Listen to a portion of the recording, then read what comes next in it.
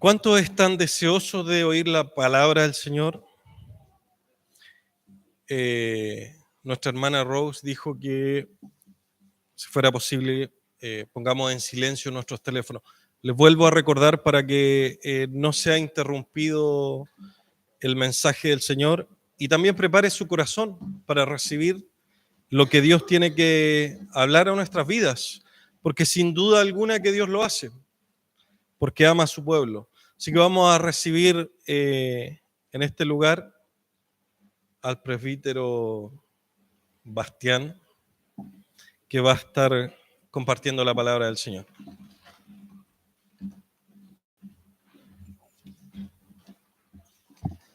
Hermanos, que el Señor les bendiga. Buenas tardes. Antes que todo, quisiera mencionarle que lo que el texto nos va a hablar hoy es que, como dice el profeta Ageo, meditemos nuestros caminos, que ordenemos nuestra vida, que entreguemos al Señor los desórdenes de nuestro corazón que aún siguen cavando hondo, nuestras incredulidades y nuestras inseguridades que se manifiestan con un estado pecaminoso de nosotros. Y eso tenerlo en cuenta, ¿ya? A eso vamos a llegar el día de hoy. Así que hay que tenerlo en consideración. Y en segundo lugar, tener en consideración las afirmaciones teológicas que hizo el Señor Jesucristo en el texto de la semana pasada. Una, que todo lo que hace lo hace para glorificar al Padre, y esto es lo que Él va a hacer hoy, lo va a probar, lo va a demostrar con una señal portentosa, una señal milagrosa. Y en segundo lugar, tener en cuenta la otra afirmación, que fue: yo soy la resurrección y la vida, el que cree en mí no morirá jamás. ¿Sí? Así que tenerlo en cuenta en toda esta trayectoria. Así que demos lectura. La palabra se encuentra en el Evangelio de Juan, capítulo 11.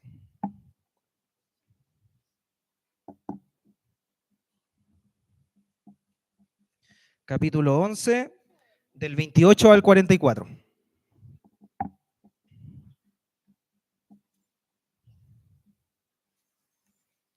El Evangelio de Juan, capítulo 11, del 28 al 44. Dice así el texto sagrado. Y habiendo dicho esto, Marta se fue y llamó a su hermana María, diciéndole en secreto: el maestro está aquí y te llama. Tan pronto como ella lo oyó, se levantó rápidamente y fue hacia él, porque Jesús aún no había entrado en la aldea, sino que todavía estaba en el lugar donde Marta lo había encontrado. Entonces los judíos que estaban con ella en la casa consolándola, cuando vieron que María se levantó deprisa y salió, la siguieron, suponiendo que iba al sepulcro a llorar allí. Al llegar María a donde estaba Jesús, cuando lo vio, se arrojó a sus pies, diciendo: Señor, si hubieras estado aquí, mi hermano no habría muerto. Y cuando Jesús la vio llorando, y a los judíos que vinieron con ella llorando también, se conmovió profundamente en el espíritu y se entristeció. ¿Dónde lo pusieron?, preguntó Jesús. Señor, ven y ve, le dijeron. Jesús lloró. Por eso los judíos decían: miren cómo lo amaba. Pero algunos de ellos dijeron: ¿no podía este que abrió los ojos del ciego haber evitado también que Lázaro muriera? Entonces Jesús, de nuevo profundamente conmovido, fue al sepulcro. Era una cueva y tenía una piedra puesta sobre ella. Quiten la piedra, dijo Jesús. Marta, hermana del que había muerto, le dijo: Señor, ya huele mal, porque hace 4 días que murió. Jesús le dijo: ¿no te dije que si crees verás la gloria de Dios? Entonces quitaron la piedra. Jesús alzó los ojos y dijo: Padre, te doy gracias porque me has oído. Yo sabía que siempre me oyes, pero lo dije por causa de la multitud que me rodea, para que crean que tú me has enviado. Habiendo hecho esto, gritó con fuerte voz: Lázaro, sal fuera. Y el que había muerto salió, los pies y las manos atados, con vendas, y el rostro envuelto en un sudario. Jesús le dijo, desátenlo y déjenlo ir. Oremos. Padre, en el nombre de Jesús te damos gracias por este día. Gracias por tu palabra, la cual queremos, Señor, que sea depositada en nuestro corazón. Queremos que hables a nuestra vida.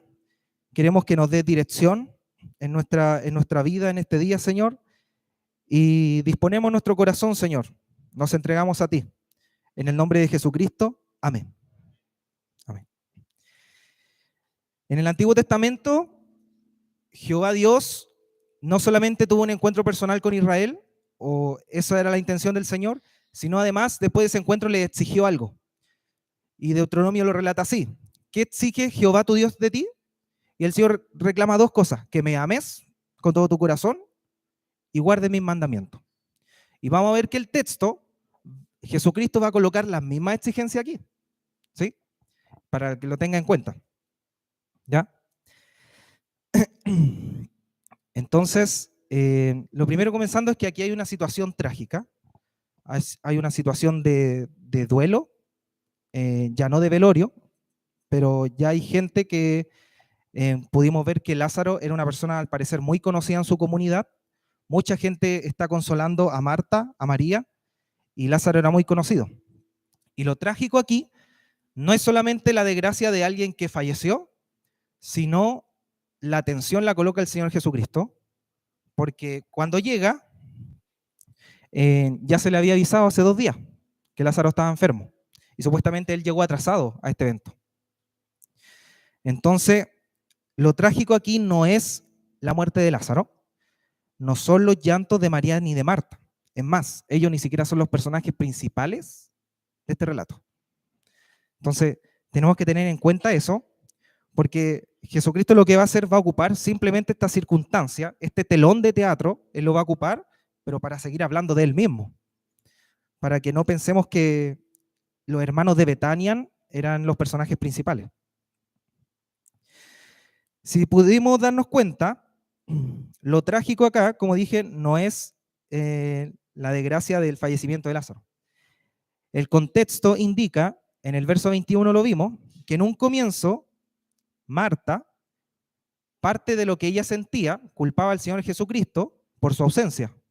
La ausencia de él era como culpa de su sufrimiento, en un comienzo.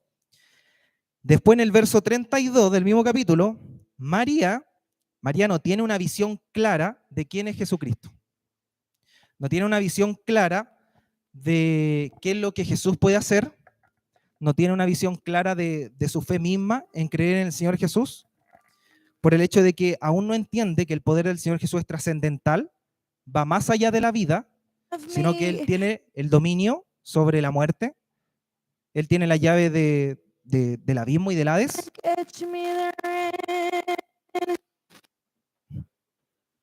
¿Ya?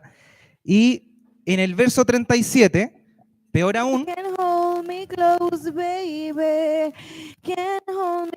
un momento, comerciales, no mencionaré Hades más.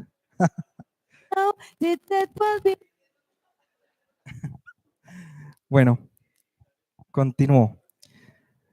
Vemos en el verso 21 que Marta culpa su sufrimiento por la ausencia del Señor.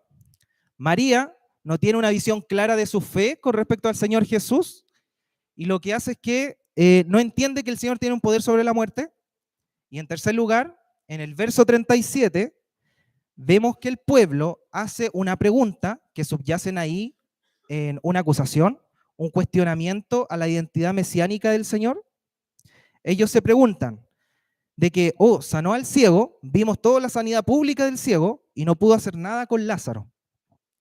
Y no una pregunta sana, sino una pregunta que viene con una incredulidad, una pregunta que subyace ahí un corazón no convertido, un corazón perverso, que tiene dudas con respecto a la fe, cuestionan la identidad mesiánica del Señor Jesucristo. Por tanto, uno podría hacerse cargo de algunas preguntas y pensar, estas multitudes, estos grupos que al parecer Juan nos vuelve a presentar, que están confusos, que no entienden lo que está pasando, no entienden lo que el Señor Jesús está tratando de hacer ni decir en ese momento, ¿tendrán alguna fe que les convenga? Es decir, ¿Tienen una confesión clara de lo que Jesucristo está tratando de decir y tratando de hacer? Y lo que nos invoca, lo que nos convoca acá, es, ¿están entendiendo lo que Él señala con la resurrección de Lázaro? Es decir, esta gente está entendiendo lo que el Señor señala con estos milagros, con estas señales. Por eso se llaman señales, porque señalan algo. Por tanto, quiero hablar un poco de las señales que hace no solamente Jesús en su ministerio, sino particularmente acá. Y Jesús se suma a un patrón y propósito bíblico donde Dios, desde la antigüedad, por ejemplo con Moisés, le entrega una revelación y lo respalda, esa revelación, Dios, Jehová, la respalda con una obra, con una señal, con un milagro, como le hizo en Egipto, y así Faraón y todos comprobaban de que Moisés iba de parte del Señor y lo respaldaba tal señal y tal milagro. Lo mismo después pasa con Samuel, que el pueblo quiere rey, y la oración de Samuel, el Señor la respalda con una tormenta eléctrica, y el pueblo se da cuenta que hay un respaldo del Señor en esa revelación. Es cierta la revelación y es cierta la persona. Y después lo vemos con la ráfaga de milagros que hace Elías, Eliseo, un par de profetas después también. Por tanto, Jesucristo también se suma a este patrón de que la obra y la señal milagrosa no puede desprenderse de la persona misma. Es decir, Jesucristo cuando da un mensaje lo respalda con la señal, lo respalda con el milagro. Y es interesante esto porque en la Reforma también sucedió. Cuando Martín Lutero fue excomulgado de la Iglesia Católica y por consecuencia le siguieron, y también posteriormente Juan Calvino, la Iglesia Católica hizo una acusación pública y les dijo, muestren los milagros de su nueva iglesia, muestren los milagros de su nuevo mensaje. Y Calvino responde al comienzo de la institución y dice que no necesita un nuevo milagro, no necesita una nueva obra, porque acude a la autoridad antigua, porque no es una iglesia nueva, no es un mensaje nuevo, es el mensaje de Jesucristo, dado en la señal y respaldo de los apóstoles. Y esto es importante porque eso es lo que Cristo está diciendo acá. Jesucristo primeramente muestra con esta señal que él tenía todas las calificaciones de ser el Mesías prometido, cumplía todas las credenciales para tener el poder, una naturaleza divina, humana, y también muestra una autoridad sobre la muerte. Podemos ver que en Lázaro no solamente resucita la carne, sino que también él desea tener un encuentro personal con las distintas personas que se rodean allí. Entonces, Jesús, presentándose en un contexto judío, hace una obra, un milagro que señala algo en particular, deja de ver de que todo lo que ha dicho de sí mismo, todo lo que ha revelado de sí mismo es cierto, es verdadero, lo prueba. ¿Y qué probó? El discurso anterior. Yo soy la resurrección y la vida, el que cree en mí no morirá jamás. Vemos que aquí el Señor lo está probando. Y en un contexto judío pasa de que no siempre nos damos cuenta de las cosas que indica el texto. Miren, cuando Jesús dice yo soy, claramente se está refiriendo al Éxodo, cuando Jehová se presenta como Dios ante Moisés y ante el pueblo hebreo. Jesucristo también lo declaró y ahora lo está probando. ¿Cómo lo está probando? Y esto pareciera que pasa como un poco desapercibido. Jesucristo está haciendo, cuando dice Lázaro, sal fuera, él está haciendo un paralelismo con la misma obra creativa y recreativa del Génesis. Con su sola palabra, con su poderosa voz, santa, creativa y recreativa, él está resucitando a Lázaro, trayendo de la nada lo que no hay, recreando materia muerta a la vida, trayendo a la existencia en donde no hay nada, y lo mismo hace Jehová con su poderosa voz. Eso está haciendo el Señor acá y lo está demostrando.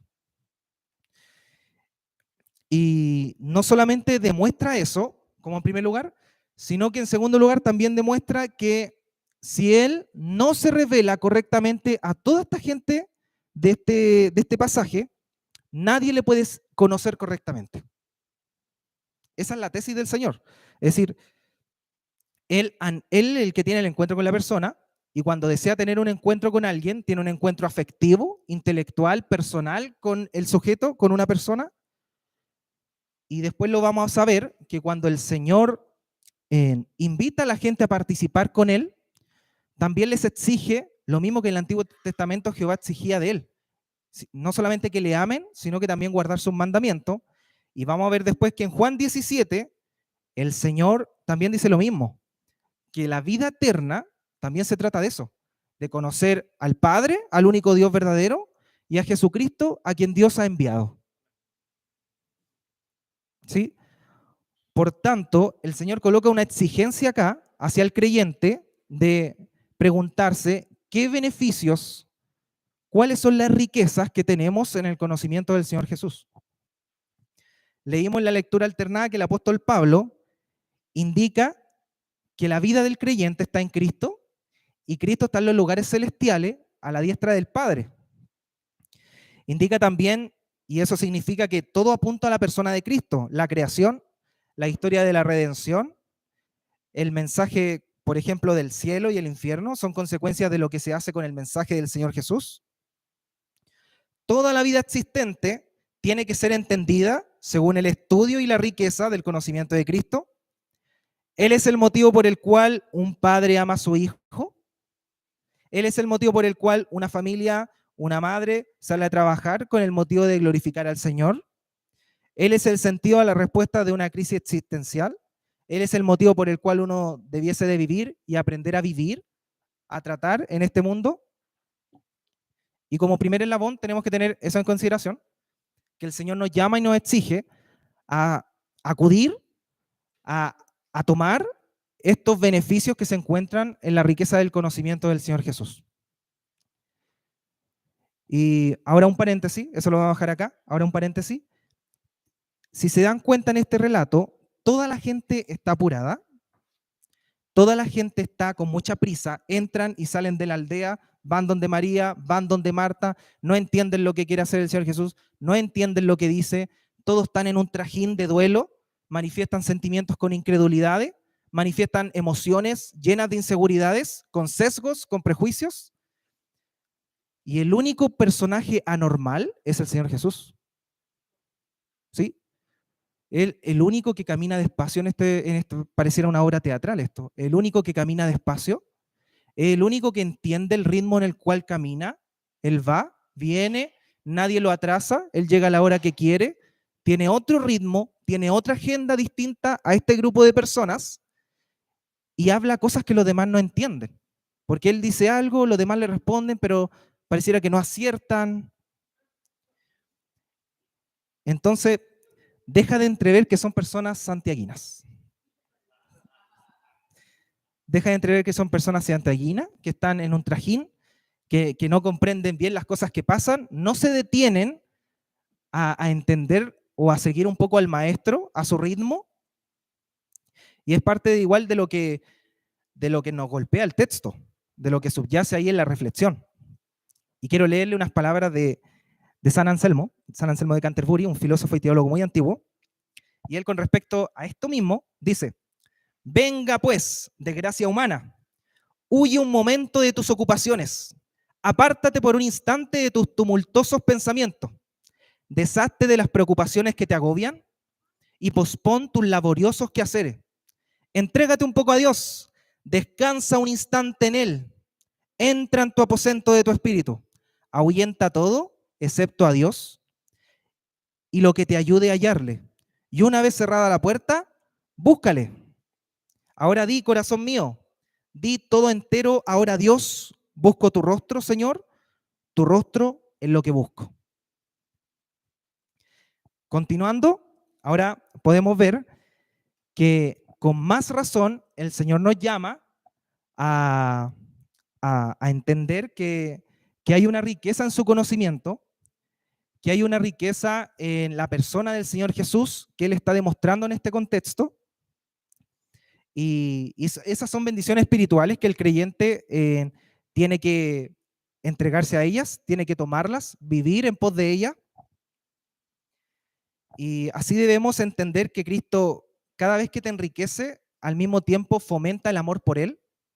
Recuerden que el mandamiento es que le ames con todo tu corazón, que guardes sus mandamientos. Por tanto, ¿Qué hace cuando te enriqueces del conocimiento del Señor Jesucristo? Te armas de valor, te armas de valentía, autoridad, con el poder del Evangelio, según Pablo, ¿sí? Dado en gracia. Te llenas de dones, el Espíritu Santo te visita y te llena de dones al servicio de su pueblo. Te sientes seguro de tu adopción paternal por parte del Señor. ¿Entiendes que la garantía es el Espíritu Santo en tu vida, de tu salvación? ¿Tienes la libertad de ejercer la victoria sobre males, tanto la muerte, tanto el diablo y tu pecado? De esa manera, cuando le echamos mano al conocimiento de la riqueza del Señor, Dios no solamente te capacita, sino que también te toma y te introduce desde ya para que puedas vivir una vida eterna, aquí, y al mismo tiempo allá, porque tu vida está escondida en Jesucristo, y Jesucristo está a la diestra del Padre. Por tanto, Dios te capacita, como dije, y te hace enfrentar la miseria de este mundo, tu desnudez, tu pecado, el hambre que puedas pasar, y lo puedes hacer con serenidad, con paciencia en esta vida, para que de esa manera te puedas contentar con tu única felicidad, Jesucristo, tu Señor y tu Salvador. Él te insta, te alienta en este texto de que podamos entender al ritmo al que va el Señor y vivir conforme a la dependencia de lo que Él quiere darnos, de lo que Él quiere mostrarnos paulatinamente, progresivamente en el transcurso. Siendo Jesús nuestro Rey, Él nos provee y nos da todo lo que Jesús recibió del Padre y nos arma, ¿sí? Con armadura, nos reviste de amor, de justicia, para poder resistir los engaños del diablo, no perecer la muerte eterna, como dijo la declaración del Señor. Entonces la pregunta es, esto suena bonito, o sea, victoria, pasar una prueba con paciencia, con serenidad, pero no es la realidad, no es la realidad, lamentablemente. Entonces la pregunta que nos desafía y hay que hacernos cargo, ¿cómo podemos vivir libremente el poder del Evangelio en todas estas situaciones? Bueno, la respuesta es renunciando a ti mismo, tomando tu cruz todos los días y renunciando a ti mismo. El hecho de que renuncies a ti mismo como fruto natural de tu vida será la felicidad en el Señor, en la dependencia de Él. Y quiero leerles, yo sé que aquí lo sabemos, el primer artículo de la Confesión de Heidelberg. Dice, ¿cuál es tu único consuelo tanto en la vida como en la muerte? Y el artículo dice, que no me pertenezco a mí mismo, sino que pertenezco en cuerpo y alma, en vida y en muerte, a mi fiel Salvador Jesucristo, quien pagó por completo todos mis pecados con su preciosa sangre y me ha librado de la tiranía del diablo. Es interesante ese artículo porque te habla de tu felicidad, de tu gozo en el Señor, e involucra que ese gozo significa gozarte en esta verdad, de que no te perteneces a ti mismo, sino que perteneces a tu Señor, a tu Salvador. Por tanto, sube el desafío para nuestras vidas y nos preguntamos, ¿estamos entendiendo qué significa renunciar a nosotros mismos? ¿Estamos comenzando a vivir el Evangelio de la Gracia? ¿Estamos llenando todas nuestras inseguridades, nuestros pecados a la luz de la riqueza de Cristo y su Evangelio? ¿En qué consiste esto? En la dependencia del Espíritu Santo para que te dirija, ordene tu vida, para que puedas luchar bajo la cruz con Cristo en tu tentación que aún te ata. Por tanto, aquí hay preguntas que nos vamos a echar al agua a todos, ¿sí? Por ejemplo, ¿cuántas veces hemos querido que nuestro carácter prepotente intimide a alguien, intimide una conversación? ¿Cuántas veces hemos querido tomar el control de las cosas, de nuestro futuro, de nuestro estudio, incluso de nuestras conversaciones? ¿Cuántas veces hemos querido que nuestro argumento en una discusión sea exaltado para que nos digan, teníais razón y eso nos dé placer? ¿Cuántas veces nos hemos afanado en el cansancio del trabajo, de las horas extras, para luego tener más dinero, consumir más, y no tenemos energía ni tiempo para nuestros esposos, esposas, no tenemos tiempo para dinámicas familiares con nuestros hijos, mucho menos para el compromiso de la iglesia? ¿Cuántas veces hemos postergado planes y proyectos bíblicos, trascendentales y espirituales por afanes y excesos del día a día? Formar una familia, promover la celebración del matrimonio, y lo hacemos solamente porque tenemos inseguridades que están acompañadas de sesgos, prejuicios con respecto al Señor, y pasa de que le robamos a Dios toda la dependencia que Él tiene. Y nosotros nos creemos ese cuento de que Dios gobierna, en parte tiene el control allá, y nosotros tenemos el control de lo que nos rodea. Es más, nos forjamos un ídolo que es el del control, nos ponemos a la par con el Señor, y pasa de que forjamos un futuro, tenemos expectativas de un futuro falso, de una vida alterna, un multiverso, como lo hizo Abraham, que se desligó un poco de la dependencia del Señor y quiso forjar la promesa que le hacía el Señor y tomó a Agar. Y pasa hoy en día. Hay gente que para forjarse un futuro, una casa, una beca, un estudio, modifica una ficha social, se coloca un porcentaje falso. ¿Y sabe lo que está haciendo ahí? Inventa una vida alterna. Pasa hoy en día. Pasa. Por tanto, también queremos un buen pasar, un buen seguro de salud, un buen trabajo, una buena teología, pero con malas motivaciones, motivaciones que no son sanas, motivaciones que no son buenas, porque no dimensionamos el alcance que Dios quiere para nuestra vida. La dependencia de Él es total. ¿Te das cuenta que necesitamos entregarnos a la preocupación completa del Señor para que cambiemos de rumbo? Para que seamos creyentes o seamos incrédulos que actúan como creyentes o creyentes que actúan como incrédulos, podamos decir como el salmista: tu vara y tu cayado me infundirán aliento. Esa vara y cayado que dice el salmista es para que una persona cambie de rumbo, es para que una oveja se dé cuenta de su distracción y vuelva al redil. Y en ocasiones pasa, y pensé un poco en la figura del pastor, cuando las ovejas están y el pastor a una sola voz y a un solo silbido manda a los perros por los lados y las ovejas se asustan, vuelven al redil, y pareciera que pasa que cuando seguimos en este estado de porfiadez, el Señor también a una sola voz manda al perro más sinvergüenza que tiene, uno que es acusador. ¿Sí? ¿Y alguna vez se le da permiso para mordernos la lana? ¿Para apretarnos, mordernos la pierna? ¿O solamente nos asusta con un ladrido y nosotros nos damos cuenta de nuestra distracción, de nuestro afán, y volvemos a la figura y a la persona de la riqueza del Señor Jesucristo? Por tanto, pasa de que este es un pecado.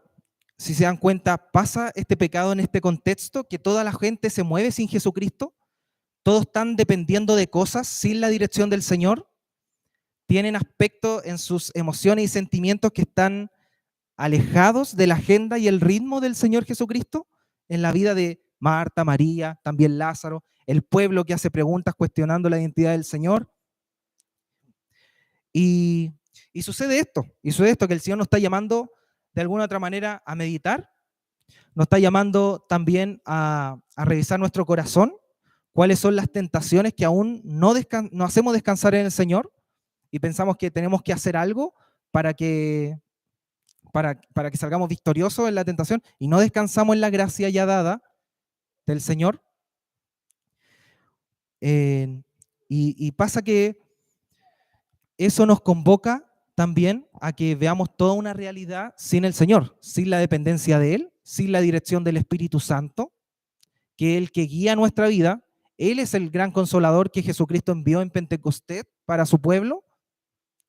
Y pasa también en la vida de los creyentes que nos cuesta tanto depender del Señor. Hacemos un ídolo, hacemos una idea de que el Señor controla parte de las cosas y nosotros controlamos otra parte de las cosas y no nos entregamos a la felicidad de la dependencia en Él. Por tanto, todo se resume en tomar tu cruz y renunciar a ti mismo cada día. En eso se resume todo. Y es necesario que ejemplifiquemos todo esto con nuestra vida, que nos imaginemos cuáles son justamente esos rincones de su corazón, de nuestro corazón, que aún la gracia no está allí, que pareciera que aún luchamos por entregarle tal dependencia al Señor, que aún nos tentamos y nos movemos a hacer una vida alterna, una vida paralela, a inventar cosas que no tenemos, a inventar presupuestos que no están. Y es parte de lo que también nuestro pecado nos juega chueco. Por eso tenemos que estar siempre pendientes de nuestra vida, siempre meditando cuáles son nuestros caminos, siempre y constantemente exponernos, ver cómo saldar cuenta, cómo sigue nuestra vida, cómo está nuestra familia, cuáles son nuestros proyectos. Eso es algo sano, que el Señor allí también da gracia y nos hace dar cuenta de que Él actúa por medio de eso. Por tanto, todos los días cuando nos levantemos, recordemos siempre esto, que hay que renunciar a uno mismo y comenzar el día tomando la cruz. Amén. Amén. Oremos. Padre, en el nombre de Jesús te damos gracias por este día. Te doy gracias por este mensaje, Señor. Te pido que tú reprendas mi corazón, reprende nuestro corazón, Señor, que meditemos nuestros caminos. Nos queremos entregar, Señor, a la dependencia tuya. Nos queremos entregar a esa felicidad suprema que se encuentra en ti, en tu persona. Gracias, Señor, porque no solamente nos salvaste, sino que también nos prometiste una resurrección. Gracias, Señor, porque lo ejemplificaste con Lázaro y también lo ejemplificas con nuestra vida. Gracias, Señor, porque nos ayuda a luchar con nuestro pecado, con nuestras tentaciones, con nuestra área de nuestra vida, Señor, que aún nos cuesta entregarte. Y te doy gracias, Señor, porque has sido bueno para con nosotros. Ayúdanos a reformarnos, Señor. En el nombre de Jesús, amén.